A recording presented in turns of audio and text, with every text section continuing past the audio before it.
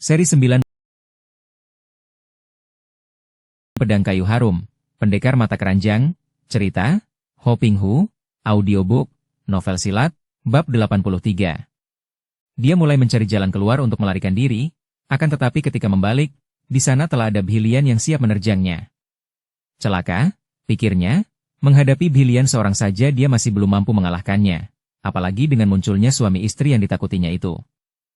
Pasukannya menghadapi kehancuran, adapun pembantu-pembantunya tidak tampak ada yang muncul. Bahkan dia tidak melihat adanya Kulana dan Sim Kiliong yang diandalkan, yang entah berada di mana. Karena tidak melihat jalan keluar, Lam Hai Giamlo menjadi nekat. "Baik, aku akan mengadu nyawa dengan kalian," bentaknya dengan suaranya yang parau seperti ringkih kuda. Tubuhnya lalu berputar-putar dan dia mulai memainkan ilmu silat yang dia andalkan, yaitu ilmu silat dengan tubuh berputaran. Di dalam putaran tubuhnya ini terkandung kekuatan seperti angin puyuh yang berpusing, bahkan nampak daun kering dan debu ikut berpusing di sekeliling tubuhnya disertai angin menyambar-nyambar di sekitarnya. Hebat bukan main ilmu dari Lam Hai Giamlo ini sehingga beberapa orang pendekar dan banyak anak buah pasukan pemerintah tidak ada yang berani mendekat, membiarkan 3 orang perkasa itu menghadapi pemimpin pemberontak yang amat sakti itu. Sukiat dan Huilian tidak mengenal Bhilian, akan tetapi mereka berdua merasa kagum sekali. Dara yang cantik jelita itu, yang usianya belum menginjak 20 tahun, berani menghadapi Lam Hai Giamlo seorang diri saja tanpa senjata, bahkan mampu menandingi iblis itu sehingga terjadi perkelahian yang seru. Padahal Lam Hai Giamlo adalah seorang datuk sesat yang amat berbahaya.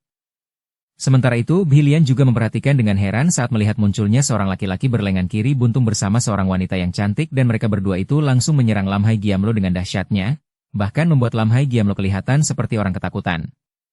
Akan tetapi gadis ini maklum bahwa mereka berdua itu adalah kawan-kawan, setidaknya juga membantu pasukan pemerintah, maka tanpa banyak cakap lagi dia pun siap bekerja sama dengan mereka untuk membasmi manusia jahat macam Lam Hai Giamlo. Tanpa mengucapkan sepatah pun kata, ketiga orang ini sudah membentuk sakaktin, barisan segitiga, mengepung Lam Hai Giamlo yang berputaran seperti gasing itu. Bhilian sudah mengerahkan tenaga sinkang, disalurkan melalui kedua lengannya dan dia memainkan ilmu silat gabungan dari Pak Kui Ong dan Tung Hek Kui. Ilmu silat yang aneh gerak-geriknya. Kedua telapak tangannya mengeluarkan uap putih, lengannya bisa mulur dan memendek seperti karet, tubuhnya dengan ringan dan cekatan dapat berlompatan ke sana-sini dan kadang-kadang tangannya mencuat ke depan seakan hendak menembus tubuh yang berpusing itu. Dengan lengan kiri buntung yang kini digantikan oleh ujung lengan baju yang dapat dibuat lemas dan kadangkala keras seperti besi, Xian Sukiat memainkan ilmu silat Xian Eng Sin Kun yang cepatnya bukan main. Ilmu silat tangan kosong Xian Eng Sin Kun, pukulan sakti bayangan dewa, ini merupakan peninggalan dari Xian Eng Chu Dekok, seorang di antara 8 orang sakti yang dikenal dengan julukan 8 dewa. Dengan ilmu silat ini tubuhnya seperti dapat terbang saja, atau bahkan saking cepatnya gerakannya. Bagi pandang mata biasa yang nampak hanyalah bayangan saja dan setiap kali menyerang, baik dengan ujung lengan bajunya yang kiri ataupun tangan kanannya, maka serangan itu merupakan serangan maut yang amat berbahaya bagi lawan. Kok Huilian juga mengerahkan seluruh tenaga serta kepandaiannya untuk menghadapi Lam Hai Giamlo yang lihai. Dia langsung memainkan In Leong Kiam Sut dengan pedang Kyokwa Kiam. In Leong Kiam Sut, ilmu pedang naga awan, adalah ciptaan mendiang In Leong Nionio, juga salah seorang di antara 8 dewa. Gerakannya sangat tangkas dan gagah, tepat seperti nama ilmu itu sendiri, seakan-akan seekor naga sedang melayang-layang di angkasa. Gulungan sinar pedang itu membentuk lingkaran lebar dan dari dalamnya menyambar-nyambar sinar pedang yang dahsyat. Menghadapi 3 orang yang memiliki ilmu silat tinggi itu, Lam Hai Giamlo menjadi repot bukan main. Lawan lain tentu akan menjadi gentar menghadapi ilmunya itu, akan tetapi 3 orang ini mempunyai tingkat yang mampu menandinginya, maka tentu saja dia tidak mendapatkan banyak kesempatan untuk menyerang mereka. Dalam keadaan berpusing itu dia hanya mampu mempertahankan diri untuk menangkis atau bersembunyi di dalam pusingan tubuhnya yang sukar dijadikan sasaran serangan itu. Sing, sing, gulungan sinar pedang Kyokwa Kiam mengeluarkan cahaya mencuat 2 kali, pertama menyambar ke arah leher, kemudian seperti meluncur turun dan menyambar ke arah kaki dari tubuh Lam Hai Giamlo yang berpusing. Lam Hai Giamlo mampu menghindarkan diri dengan 2 kali elakan, akan tetapi pada saat itu pula tangan Bhilian yang mulur sudah mencengkeram ke arah lehernya. Duk! Dia menangkis dan benturan kedua lengan membuat tubuhnya tergetar walaupun Bhilian juga terhuyung. Getaran tubuh ini menghentikan pusingan tubuh Lam Hai Giamlo. Pada saat itu pula ujung lengan baju yang menjadi lemah seperti cambuk telah melecut ke arah matanya. Dan ketika Lam Hai Giamlo menarik tubuhnya ke belakang, ujung lengan baju itu sudah berubah kaku dan kini menotok ke arah pinggang. Totokan maut ini nyaris saja mengenai pinggangnya. Lam Hai Giamlo cepat membuang dirinya ke samping kemudian bergulingan. sinar pedang menyambar-nyambar mengejar tubuh yang bergulingan itu. Dalam keadaan terhimpit itu Lam Hai Giamlo mencengkeram tanah, kemudian sekali menggerakkan dua tangannya, ada pasir dan tanah menyambar ke arah mata ketiga orang pengeroyoknya. Kakek ini memang hebat, akan tetapi yang dihadapinya juga merupakan tiga orang lawan yang amat tangguh, yang tidak mudah digertak dengan senjata rahasia seperti itu. Hanya dengan memiringkan kepala, tiga orang itu dapat menghindarkan diri dari sambaran pasir dan tanah itu tanpa harus menghentikan pengejaran mereka terhadap tubuh yang masih bergulingan itu. Sing! Sinar pedang Kyokuakia menyambar ke arah leher Lam Hai Giamlo yang sudah tidak memiliki kesempatan untuk mengelak lagi. Terpaksa dia menangkis dengan lengan kirinya ke arah sinar pedang berkilauan itu. Cerok! Pedang tertahan dan tidak mengenai leher, akan tetapi lengan Lam Hai Giamlo terbabat buntung sebatas siku. Lam Hai Giamlo sama sekali tidak mengeluarkan teriakan walaupun lengan kirinya telah buntung. Dengan tangan kanan dia cepat menotop jalan darah pada pangkal lengannya untuk menghentikan darah yang bercucuran keluar, kemudian tubuhnya membalik ke arah Huilian dan dengan marah disertai kenekatan. Lam Hai Giamlo lalu menubruk dengan serangan tangan kanan yang ampuh.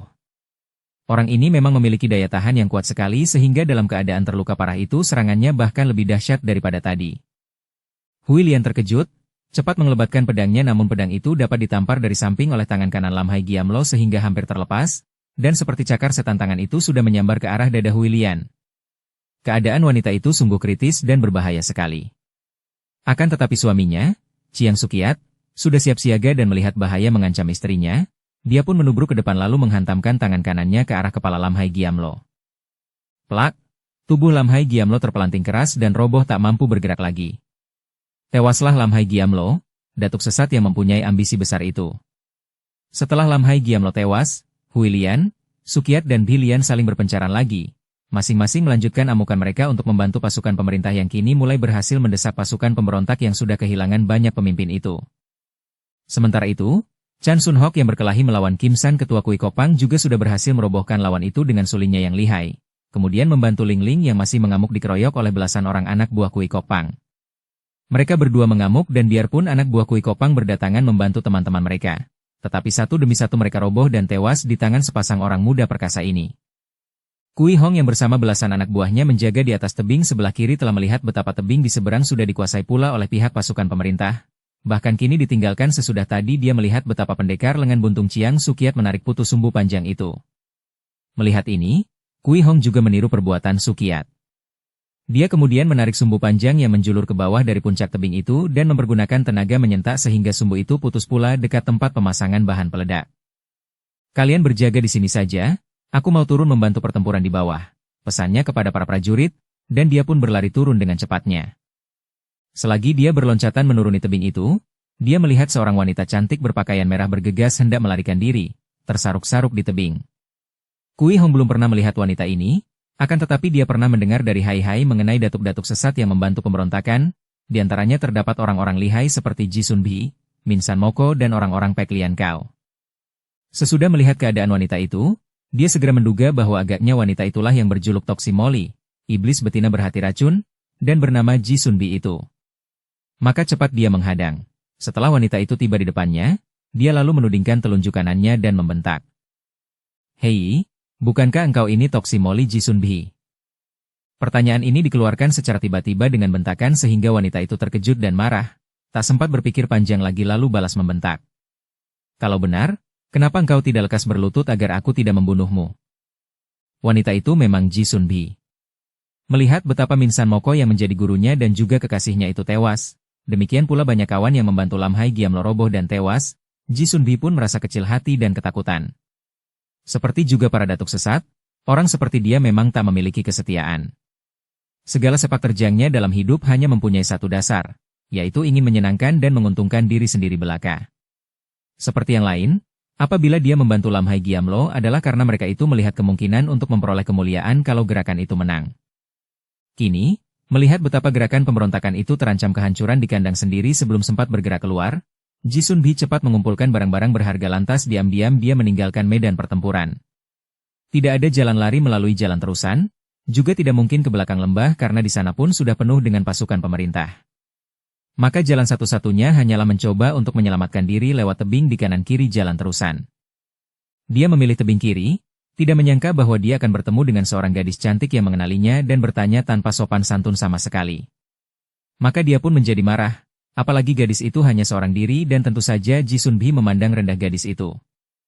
Hal ini tidaklah aneh mengingat bahwa Ji Sun-bi adalah seorang datuk sesat wanita yang berilmu tinggi dan jarang menemukan tanding. Kui Hong adalah seorang gadis yang galak dan berandalan, gagah dan tidak kenal takut, bahkan masih dapat tersenyum manis dalam keadaan mendongkol melihat keangkuhan Ji Sun-bi. Pada dasarnya, Kui Hong memiliki watak jenaka, hanya kadang-kadang watak itu tertutup oleh kegalakan dan keberandalannya. Wah, kalau engkau berjuluk iblis betina berhati racun, maka sebentar lagi engkau harus mengubah julukanmu itu menjadi mayat iblis tak berjantung karena engkau akan mati di tanganku. Aku adalah Chia Kui Hong dan julukanku adalah Hok Mo Xianli, Dewi Penakluk Iblis. Tentu saja julukan ini hanya buatan Kui Hong saja untuk menggoda orang. Wanita itu berjuluk iblis maka dia sengaja memakai julukan penakluk iblis. Serat, nampak dua sinar berkelebat saat Ji Sun-bi mencabut keluar senjatanya, yaitu sepasang pedang yang berkilauan saking tajamnya. Dengan pedang kiri diangkat di atas kepala dan pedang kanan menodong ke arah Kui Hong, Ji Sun-bi mengeluarkan bentakan nyaring. Bocah lancang, akan kupotong lidahmu. Akan tetapi terdengar suara berdesing dan kini tahu-tahu di kedua tangan Kui Hong telah terlihat masing-masing sebatang pedang. Kiranya darah itu telah mencabut keluar Hok Mo Siang Kiam, sepasang pedang penakluk iblis, yang berwarna hitam, pedang pemberian neneknya, yaitu Toan Kim Hong di Pulau Teratai Merah. Melihat sepasang pedang berwarna hitam yang mengeluarkan sinar menyeramkan itu, Ji Sun-bi terkejut sekali. Akan tetapi dia tidak mengenal pedang itu dan masih memandang ringan.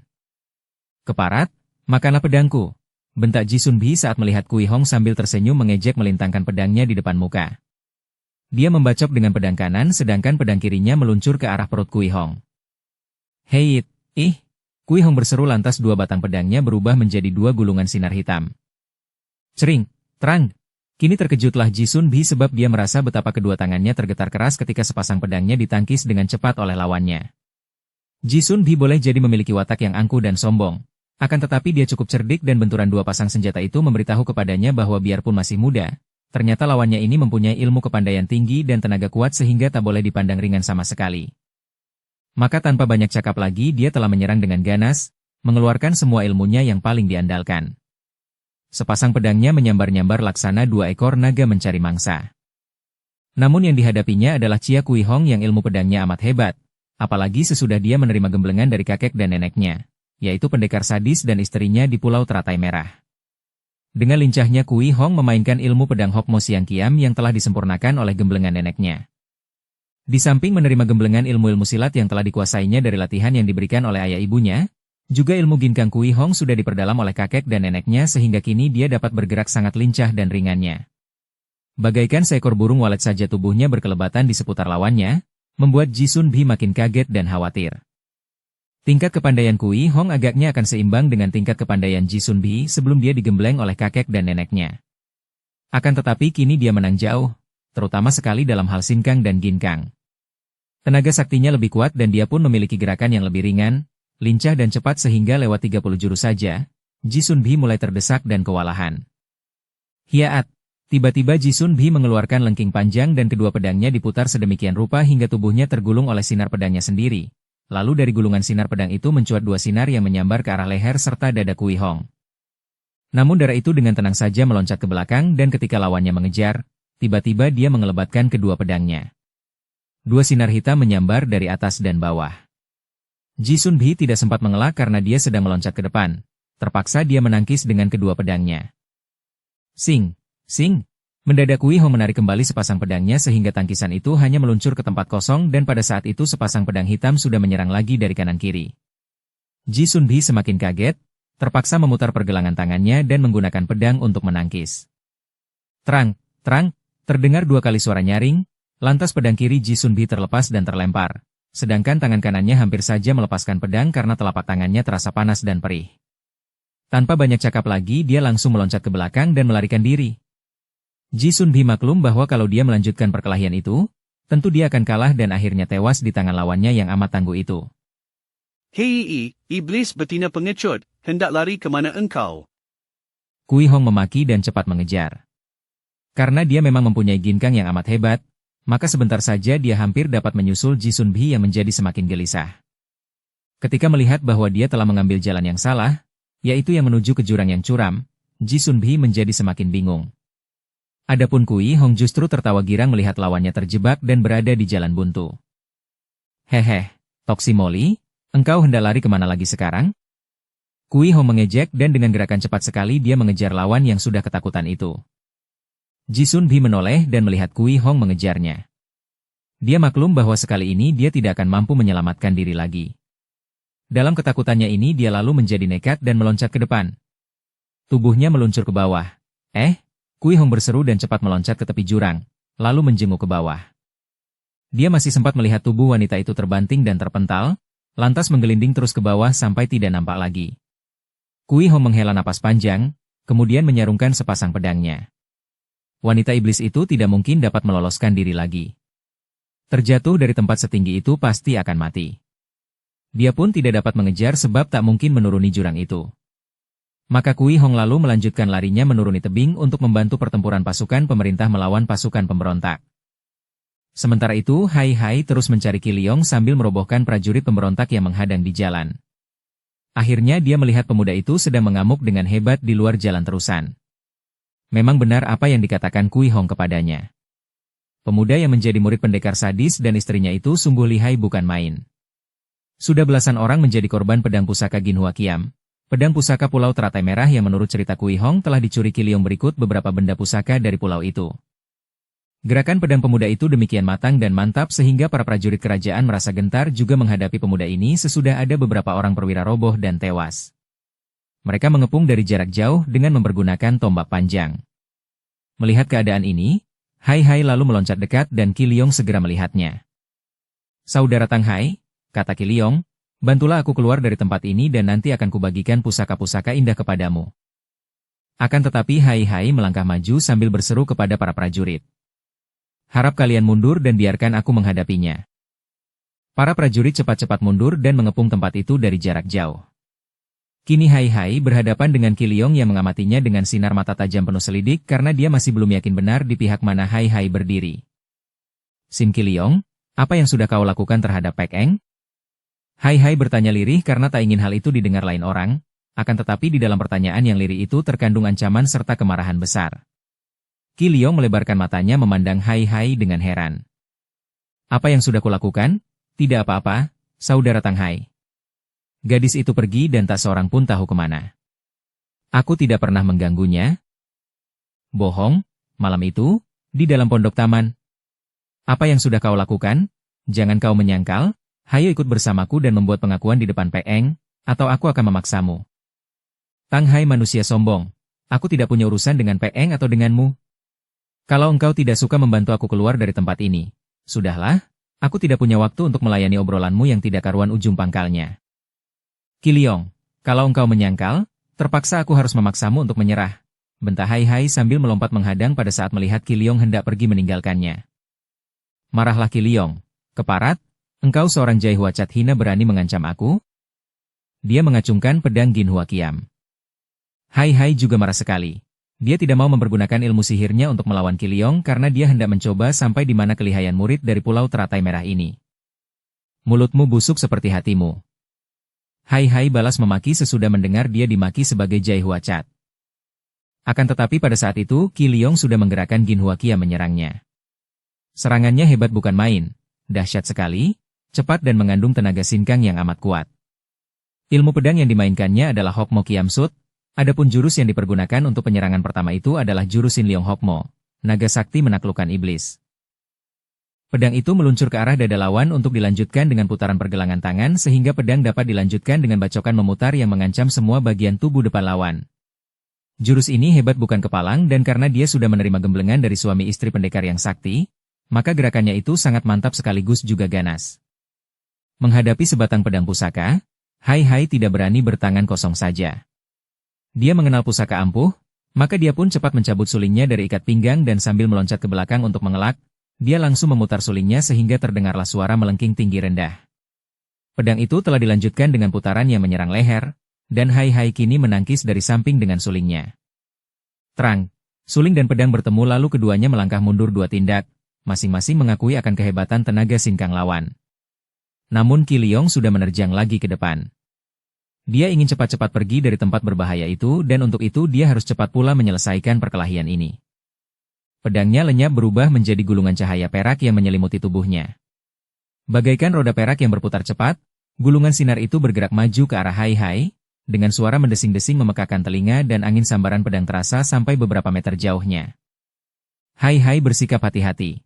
Maklum dengan kelihayan lawan yang memiliki ilmu silat tinggi dan pilihan itu, dia pun cepat mengerahkan tenaga dan menggunakan ilmu langkah ajaib Jiao Pao Poan Soan. Tubuhnya berputar-putar dan dengan langkah ajaib itu dia mampu menghindarkan diri dari tekanan dan sambaran sinar pedang lawan, bahkan membalas pula dengan totokan ke arah jalan darah dengan ujung sulingnya. Terjadilah perkelahian yang sangat hebat sehingga membuat daun-daun kering dan pasir berhamburan serta debu mengepul di sekitar tempat itu. Suara mengaung dan berdesing memekakan telinga disertai sambaran angin berputar-putar membuat para penonton baik dari pihak pasukan pemerintah maupun pemberontak terpaksa mundur beberapa langkah lagi. Setelah lewat 20 jurus lebih, tiba-tiba saja Hai Hai melakukan serangan dengan sulingnya, menotok ke arah muka lawan antara kedua matanya. Serangan ini hanya untuk memancing perhatian lawan, karena tangan kirinya telah siap untuk melakukan serangan inti, pada saat lawan terpaksa mencurahkan perhatian kepada serangan pertama. Akan tetapi Qi Liong cukup lihai untuk menduga siasat lawan ini. Pedang Ginhua Qiam dikelebatkan dari samping menangkis suling, sambil sekaligus dia mengerahkan tenaga sinkang yang mempunyai daya tempel yang kuat. Pemuda ini memang belum diberi pelajaran Tiki Beng, yaitu ilmu sinkang yang dapat membetot dan menghisap tenaga sakti lawan, merupakan ilmu mukjizat dan simpanan dari pendekar sadis Cheng Tianxin, akan tetapi dia sudah mempelajari sinkang yang dilatih dengan jungkir balik dan dapat menggunakan tenaga sakti ini untuk mendorong, menarik, membetot, bahkan menempel. Begitu pedangnya bertemu suling yang ditangkisnya, maka pedang itu melekat dan hal ini terasa oleh Hai Hai yang menjadi terkejut juga karena sulingnya melekat pada pedang itu bagaikan besi melekat pada besi sembrani. Dan kekagetannya itu membuat dia agak lambat menggunakan tangan kiri yang sudah dipersiapkan. Serangan suling yang tadinya dilakukan untuk mengejutkan lawan itu kini bahkan membuat dia sendiri menjadi terkejut ketika sulingnya melekat pada pedang lawan. Dan pada saat itu pula tangan kiri Qi Liong sudah menghantam ke arah dadanya dengan tangan terbuka. Kiranya Qi Liong mempunyai siasat yang sama, yaitu menggunakan daya lekat sinkangnya untuk mengejutkan lawan sehingga lawan dalam keadaan lengah ketika tangan kirinya menghantam dengan pukulan maut. Pukulan itu adalah pukulan Tian Te Xin Qiang yang amat dahsyat. Tian Te Xin Qiang, tangan sakti bumi langit, merupakan satu di antara ilmu-ilmu yang hebat dari pendekar sadis. Dalam keadaan kritis itu Hai Hai tak kehilangan akal.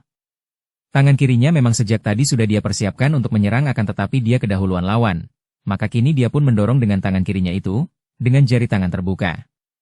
Itulah sebuah jurus ampuh dari Ciuxian Cap Pek Chiang, 18 jurus silat Dewa Arak, yang pernah dipelajarinya dari Ciuxian Lokai, seorang di antara 8 dewa. Plak! Dua buah tangan itu saling bertemu dan saling menempel.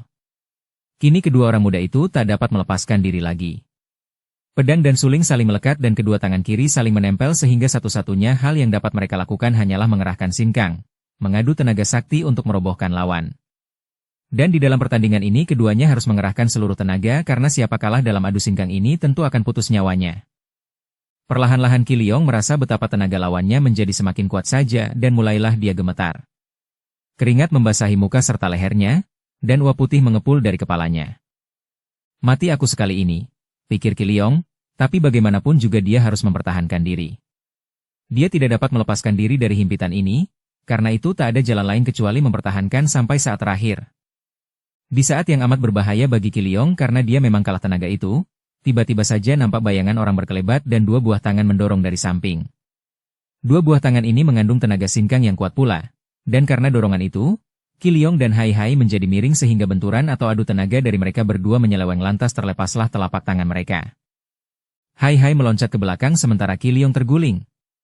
Dia terus bergulingan, lalu meloncat bangun dengan muka pucat. Dia nyaris tewas di dalam adu tenaga tadi dan kini dia melihat bahwa orang yang melerai tadi adalah seorang pemuda yang usianya sebaya dengan dia maupun Hai Hai, bermuka putih bulat dan bersikap tenang. Akan tetapi pemuda yang tidak dikenalnya itu tidak memperhatikannya, bahkan sekarang menghadapi Hai Hai yang juga menatap dengan penuh perhatian. Melihat kesempatan yang amat baik ini, diam-diam Qi Liong lalu melarikan diri dan melompat jauh. "Hei, mau lari kemana kau?"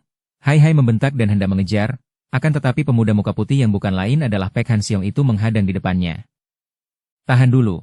Hai Hai yang tak ingin melihat Qi Liong melarikan diri hendak mengejar terus, dan karena Han Xiong menghadang di jalan, Hai Hai mengibaskan lengannya untuk mendorongnya minggir. Duk!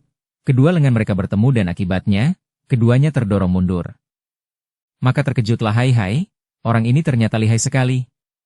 Karena Qiliong sudah lenyap di antara para prajurit yang masih bertempur, dan karena pemuda di depannya itu agaknya bersungguh-sungguh hendak menghadangnya, maka terpaksa dia membiarkan Qiliong pergi dan sekarang menghadapi Han Xiong dengan sinar mata tajam penuh selidik. Dia belum pernah bertemu dengan orang ini dan tidak tahu apakah orang ini memihak kepada pemberontak ataukah pemerintah. Saudara yang gagah, siapakah engkau dan kenapa engkau menghadangku? Tanya Hai Hai, diam-diam terkejut melihat betapa sinar mata pemuda ini mencorong dan wajahnya penuh wibawa, menunjukkan bahwa pemuda ini mempunyai kekuatan tersembunyi yang sangat dahsyat. Betulkah engkau yang bernama Tang Hai? Han Xiong berbalik mengajukan pertanyaan sambil memandang tajam.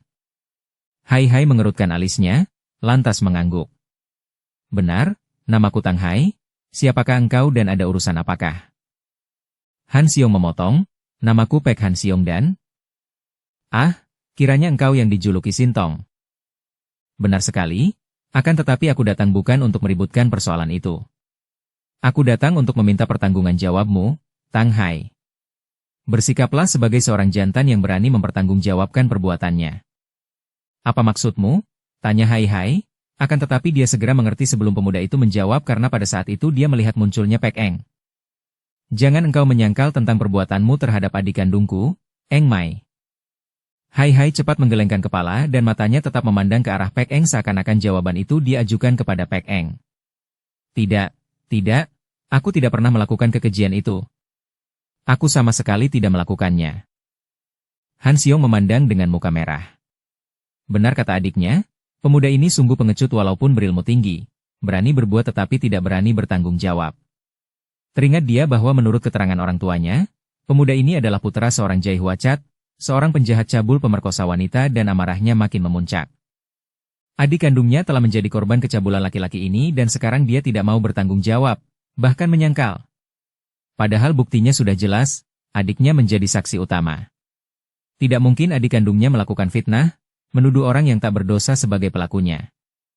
Tang Hai, apakah engkau hendak mengikuti jejak ayah kandungmu? Jika engkau secara pengecut menyangkal perbuatanmu sendiri, maka terpaksa aku akan menghajarmu. Wajah Hai Hai berubah merah. Dia tahu bahwa orang ini marah karena percaya bahwa dia telah merenggut kegadisan Pek Eng dan meminta dia bertanggung jawab. Akan tetapi karena dia benar-benar merasa tidak melakukan hal itu, dan kini dia diingatkan tentang ayahnya yang jahat, hal yang amat menyakitkan hatinya, maka dia pun menjadi marah. Sampai mati pun tak mungkin aku dapat mengakui perbuatan yang tidak kulakukan. Nah, terserah apa yang hendak kau lakukan kepadaku, aku tidak takut, jawabnya.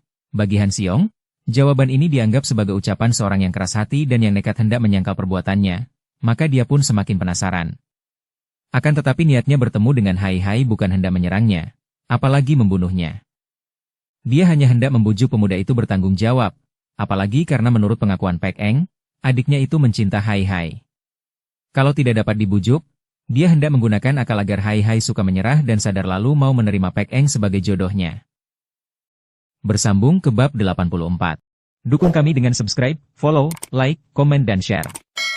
Terima kasih.